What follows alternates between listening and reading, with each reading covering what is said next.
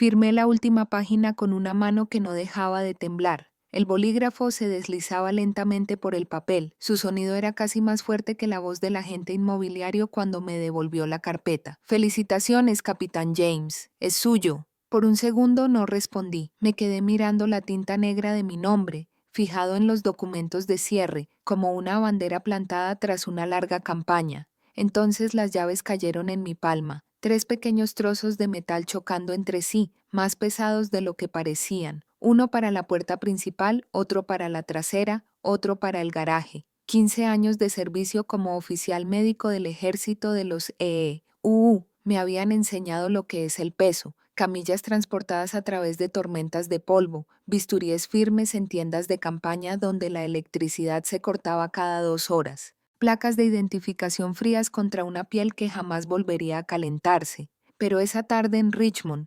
Virginia, nada de lo que había llevado se sentía tan pesado ni tan merecido como esas llaves. El agente inmobiliario seguía sonriendo, esperando una reacción. Asentí levemente, controlado, mesurado. La disciplina no celebra en voz alta. Observa los registros y lo confirma. Sin embargo, algo cambió por dentro. Por una vez, el campo de batalla no estaba en Mosul ni en Kandahar. Estaba justo aquí, y yo había ganado. Salí hacia mi coche, un viejo Chevy que aún traqueteaba en cada curva. No arranqué el motor de inmediato. Me quedé allí sentado con las llaves en la mano, dándoles vueltas como si fueran metales recién salidos de una ceremonia. Los soldados sueñan con cosas distintas, algunos con desfiles, otros con la jubilación. Para mí, siempre había sido este revestimiento blanco, un porche delantero con espacio suficiente para 2 sillas, un patio trasero bordeado de robles donde por fin podía respirar el silencio. Cuando llegué a la casa por primera vez, la luz del atardecer se reflejó en las ventanas, brillando con un dorado contraste con el revestimiento limpio.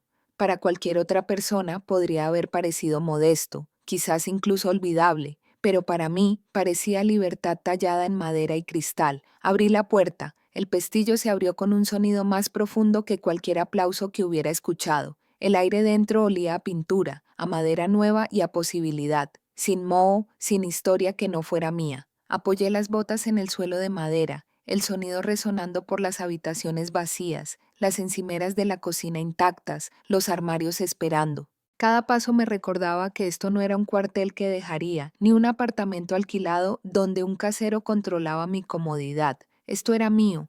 Caminé de habitación en habitación, rozando la barandilla con la mano, presionando la palma contra el frío cristal de la ventana como si necesitara una prueba. Sentí una opresión en el pecho, no de miedo esta vez, sino del profundo alivio de una misión cumplida. La disciplina me había guiado a través de zonas de combate y turnos de urgencia sin dormir. La disciplina me había traído hasta aquí. De pie, en silencio, me susurré. Esta es la recompensa. Este es el terreno que conseguí. Nadie más puede reclamarlo. Por primera vez en años lo creí. El silencio de esa casa vacía no fue barato. Cada crujido de la madera bajo mis botas cargaba el peso de años pasados en otro lugar. Años en los que la tranquilidad era un lujo que no podía permitirme. Recordé las noches del desierto de Afganistán, cuando el aire dentro del hospital de campaña estaba más cargado de polvo que de oxígeno. Me paraba junto a un soldado cuya sangre empapaba la camilla de lona más rápido de lo que podía sujetar la herida. Mis manos tenían que mantenerse firmes incluso cuando mi corazón latía con fuerza. Allí afuera, la vacilación no solo era peligrosa, era fatal. Aprendiste a moverte cuando el miedo te decía que te congelaras, a respirar cuando el pánico gritaba.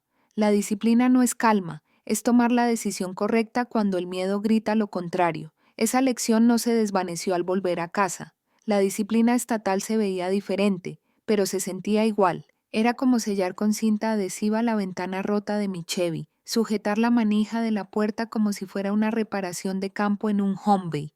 Era trabajar doble turno en una sala de emergencia civil, cosiendo borrachos y calmando infartos solo para acumular 100 adicionales para el sueño. Era ver a mis compañeros de la preparatoria publicar fotos de vacaciones que no podía pagar mientras comía fideos instantáneos y contaba monedas en una lata de café etiquetada como fondo para la casa.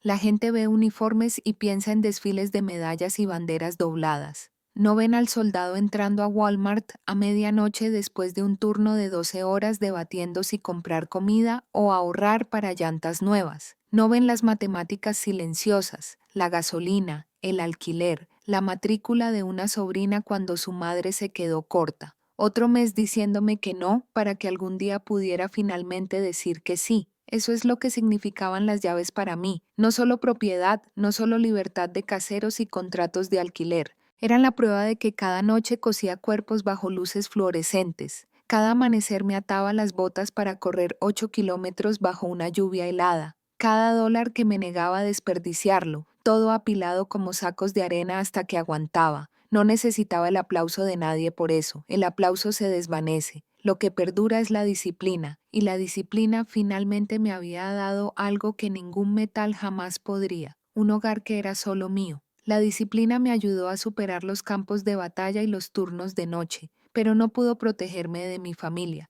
Esa verdad me impactó 2 años antes de que las llaves tocaran mis manos. Era acción de gracias en casa de mi hermana en Richmond. El olor a boniato y ajo impregnaba las cortinas. Debbie Miller, 3 años mayor, madre soltera y eternamente desempleada, estaba sentada a la cabecera de la mesa como si presidiera una junta directiva que nadie había solicitado. Sus 2 hijos, Mason y Chloe, jugueteaban con sus teléfonos mientras yo intentaba trinchar el pavo sin pensar en los aderezos. Había cometido el error de decirle en voz baja que estaba ahorrando para una casa, no una mansión, ni una finca, solo un lugar propio. Por un momento, silencio. Entonces Debbie rió con fuerza y sequedad. ¿Comprarás una casa? Emma, ni siquiera tienes hijos. ¿Para qué gastar dinero en todo ese espacio cuando los albañiles se apiñaban en una habitación tan pequeña? El tenedor en mi mano se sentía más pesado de lo debido. Alrededor de la mesa, las cabezas asentían como si sus palabras fueran el evangelio.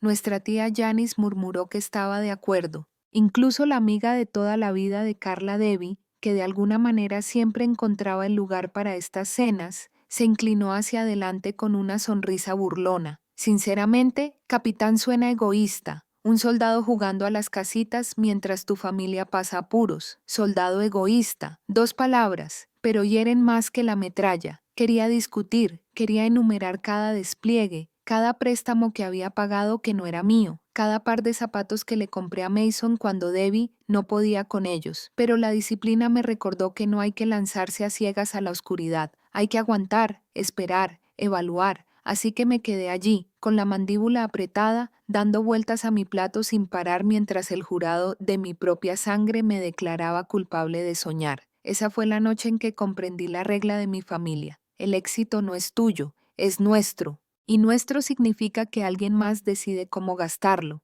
Salí temprano, con el cuello del abrigo subido para protegerme del viento de Virginia, y mi Chevy rugía al despertar en la entrada. El aire frío me despejó la mente como la mesa nunca pudo. Justo entonces hice la promesa que lo moldeó todo. Si alguna vez conseguía la casa, nadie se enteraría. No hasta que la tinta se secara, las cerraduras se cambiaran y el silencio fuera mi escudo. Llevé esa promesa como una orden de campo. El silencio era mi armadura. 2 años después de aquella cena, cuando por fin se secó la tinta y los candados se cerraron tras mí, mantuve mis celebraciones en un nivel bajo, tan bajo que solo estaba yo. La primera mañana en casa, preparé café instantáneo en la destartalada máquina que había llevado de una base a otra. La cocina era una encimera vacía, reluciente, sin nada encima, y los armarios resonaban al cerrarlos. Me senté con las piernas cruzadas sobre la madera con mi taza, mientras el vapor se elevaba hacia el vacío. No sabía a café, sabía a propiedad,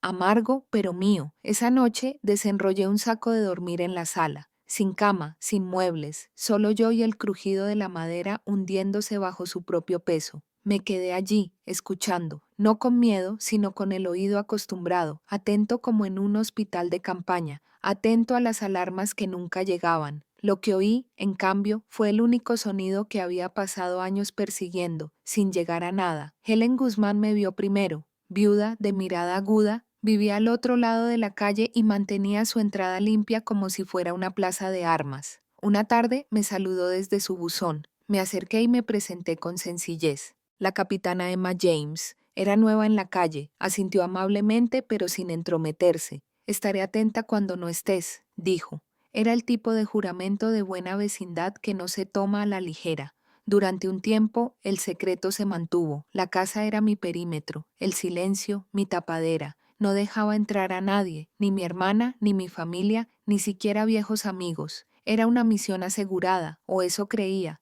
Se desmoronó por un descuido, una barbacoa en el patio, solo un puñado de colegas de la guardia haciendo hamburguesas humeando en una parrilla prestada. Risas más fuertes de las que me había permitido en años. Alguien tomó una foto. Más tarde esa noche, revisando mi teléfono, lo vi publicado en línea. Allí estaba yo, sonriendo por una vez, y detrás de mí la puerta roja, nítida, identificable. Se me encogió el estómago. Esa puerta era más que pintura. Era un marcador de objetivo. No tuve que esperar mucho. A la mañana siguiente vibró mi teléfono. Un mensaje de Debbie. Bonita casa, Emma. A los niños les encantará ese patio trasero. Pasaremos este fin de semana. No, podemos visitar. No es una felicitación, es una afirmación, una suposición, una afirmación. Y así, el silencio por el que había luchado se rompió. Debbie no esperó la invitación. La primera vez que pasó, vi su Honda en la acera antes de que saliera como una agente inmobiliaria a punto de mostrar la propiedad.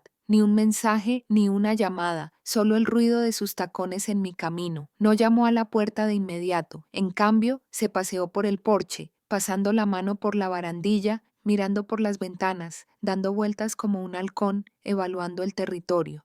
Cuando por fin abrí la puerta, me dedicó una sonrisa que no era cálida, era apreciativa. ¡Guau!, dijo, recorriendo la entrada con la mirada. Mucho espacio para una familia. Su tono no era de admiración, sino de cálculo. Mantuve los brazos cruzados apoyado en el marco, con todos los músculos tensos. La disciplina me susurró, no te involucres, mantén tu posición. En voz alta, solo dije, esto no es una visita guiada. Ignoró la advertencia con ligereza, entrando con la naturalidad de quien ya cree tener derecho a todo. Mason mataría por una cocina como esta. Chloe podría usar su propia habitación. Ya no hablaba de mi casa. Esa noche hablaba de la suya. Después de que finalmente la empujé y cerré la puerta con llave, dejé las llaves en la encimera por costumbre. Fue entonces cuando vi la llave de la puerta principal, un pequeño arañazo cerca del borde que antes no estaba allí, apenas visible a menos que supieras dónde mirar. Se me encogió el estómago. En el campo aprendimos a interpretar el terreno para notar los detalles que todos los demás pasaban por alto. Un rasguño no era solo un rasguño, era reconocimiento, un molde impreso en plástico blando, una huella rápida, el tipo de truco que usaban los ladrones callejeros para duplicar el acceso en minutos. La imagen se me quedó grabada en la mente, Debbie jugueteando con mis llaves y sus dedos, riéndose de mi exigencia de que las soltara. Casual. Demasiado casual. Las recogí, las guardé en el bolsillo y sentí que el peso pasaba de la seguridad a la responsabilidad. Ese fue el momento en que el silencio dejó de ser suficiente. Al día siguiente, instalé cámaras, pequeñas, discretas, escondidas en rincones como siglos. Las lentes se convirtieron en mis nuevas patrullas. Asegura tu perímetro. No des nada por sentado. La casa que una vez me había parecido libre ahora vibraba de inquietud. Cada riachuelo, cada sombra que se extendía a lo largo del porche me hacía preguntarme, ¿estaba planeando su próximo movimiento? Debbie ya no sentía solo curiosidad, estaba inspeccionando el lugar y supe que la guerra por mi hogar acababa de comenzar. El arañazo en la llave había sido una advertencia, pero no me había dado cuenta de lo cerca que estaba la brecha. 2 semanas después estaba en Fort Bragg para un entrenamiento médico, largos días en aulas estériles. Noches en una habitación de hotel estándar donde el zumbido del aire acondicionado era la única compañía. Creía que lo había asegurado todo en casa, cerraduras, cámaras, rutinas grabadas como órdenes de patrulla. La llamada llegó la segunda noche. Mi teléfono vibró en la mesita de noche. Helen Guzmán. Nunca llamaba menos que fuera importante. Emma, dijo en voz baja pero firme. No quiero alarmarte, pero hay luces encendidas en tu casa. Y música, sé lo que veo. Por un momento me quedé sentada en el borde de la cama mirando el teléfono de ventana oscura pegado a mi oído. Mi cerebro quería razonar. Quizás había dejado una lámpara encendida, quizás un temporizador falló, pero la voz de Helen transmitía esa certeza innegable. Abrí la señal de seguridad. La pantalla granulada parpadeó y luego se llenó de movimiento. Mi sala, mi santuario, rebosaba ruido. Debbie estaba sentada en mi sillón con la copa alzada como una reina en su trono. Mason y sus amigos irrumpieron en la habitación, chocando contra las paredes y gritando por encima de la música. Y allí, en la cocina, Carla sirvió vino de la licorera que me había prometido usar solo en noches tranquilas y en paz. Ni desconocidos, ni ladrones, mi propia sangre. Apreté el teléfono con tanta fuerza que se me pusieron los nudillos blancos. Todos mis instintos me gritaban que usara el intercomunicador, que gritara, que me devolviera y acabara con todo yo mismo. Pero el combate te enseña una cosa sobre todo: gritar no es acción, el ruido no es control. Me obligué a respirar más despacio. Evaluado, confirmado, ejecutado. El operador respondió al primer timbre, con voz entrecortada y profesional. 911. ¿Cuál es tu emergencia? Miré a Debbie en la pantalla, recostada en mi silla, sonriendo como si fuera la dueña del lugar, y dejé que las palabras fluyeran con firmeza. Hay intrusos en mi casa, estoy fuera de la ciudad, pero puedo verlos en mis cámaras. Una pausa. ¿Puedes identificarlos? Se me hizo un nudo en la garganta, pero no lo dudé. Sí, dije, son mi familia. Las palabras me dolieron más que cualquier orden que hubiera dado en el campo de batalla. Y así, sin más, la guerra que había intentado silenciar se hizo pública. La imagen se congeló en el vaso de Debbie, levantado en el aire, mientras llamaban con fuerza a mi puerta. Las luces de la policía destellaron rojas y azules en mis cámaras. La música se cortó, los rostros pasaron de la risa al pánico. El amigo de Mason intentó disimular con arrogancia a los agentes, pero en segundos tenía los brazos retorcidos tras las esposas, brillando bajo la luz del porche. Lo vi todo desde el teléfono estéril de una habitación de hotel, pegado a la oreja, mientras la voz del operador me tranquilizaba. Mi casa, antes invadida, fue vaciada poco a poco. Los vecinos observaban desde las aceras como jurados. Para cuando sacaron a la última figura, el silencio volvió a inundar la transmisión. Silencio, pero no paz. A la mañana siguiente, me senté en la gris sala de interrogatorios de la comisaría.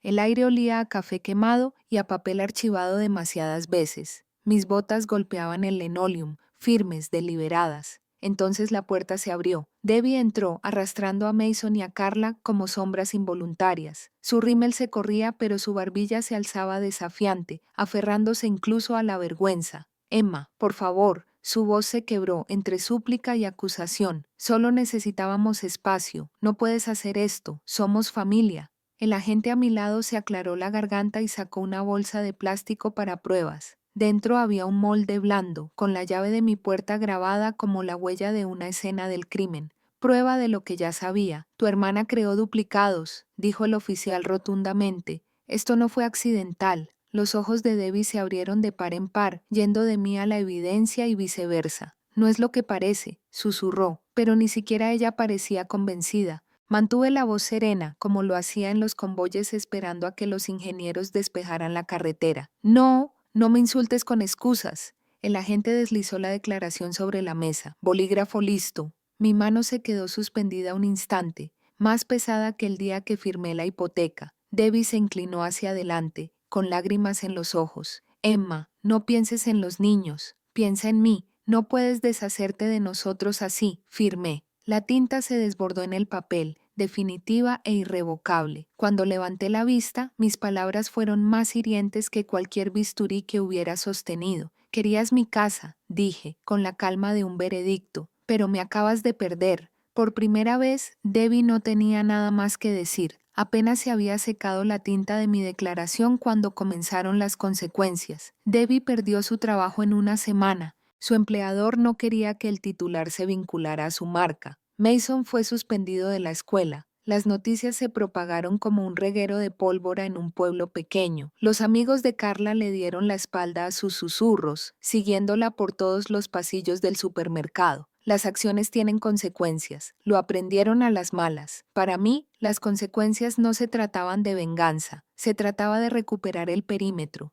Llamé a un cerrajero con una caja de herramientas destartalada y sin hacer preguntas. Cambió todos los cerrojos, con placas de cierre reforzadas, y me dejó unas llaves de acero que soportaban el peso de la permanencia. De calidad militar, dijo con una sonrisa. No sabía cuánto significaba esa frase para mí. Disciplina y defensa grabadas en metal. También actualicé las cámaras. Mejores lentes, ángulos más cerrados, alertas que llegaban directamente a mi teléfono. Algunos podrían llamarlo exagerado. Para mí era un seguro contra la sangre que había confundido mi silencio con rendición. Pasaron las semanas. La casa volvió a quedar en silencio. Una mañana fresca, preparé un café tan fuerte que me atravesó la memoria, llevé 2 tazas al porche y le di una a Helen. Su perrito tiraba de la correa mientras estábamos sentados uno al lado del otro. Al otro lado de la calle, la bandera ondeaba al viento, roja, blanca y azul contra un cielo limpio.